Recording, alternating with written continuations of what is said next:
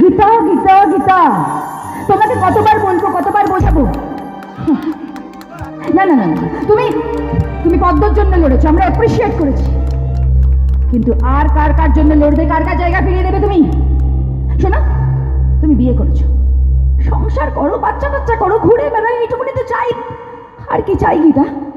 শোনো, তোমার শ্বশুর মশাই না তোমাকে খুব ভালোবাসে, ওই মানুষটাকে কষ্ট দিও না গীতা, তুমি কষ্ট পাবে। আর আর একবার তুমি ভাবলে না আমাদের বাড়ির মেয়ে মেহেক, ওইটুকুনি ছোট্ট বাচ্চা মেয়ে, ওর কথা তুমি ভাবলে না? কৃপান তোমার পেছনে দৌড়াচ্ছে, তুমি কৃপার পেছনে দৌড়াচ্ছ, শেষ হয়ে যাক, শেষ হয়ে যাক বিয়েটা, এটাই তো চাও তুমি, তাই না? আর শোনো, আমার স্বামী, আমার শাশুড়ি মা, এই দুজনে তোমার তালে তাল মেলাচ্ছে, কিন্তু আমি এ বাড়ির বউ, আমি এ বাড়ির জন্য ছিলাম, আছি আর থাকবো।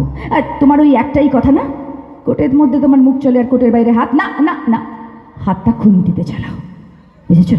আর যদি তুমি আমার কথা না শুনেছো, তাহলে তোমাকে আর তোমার বোন গিনিকে এই বাড়ি থেকে বের করে দেবো, এটাই আমার শেষ কথা না।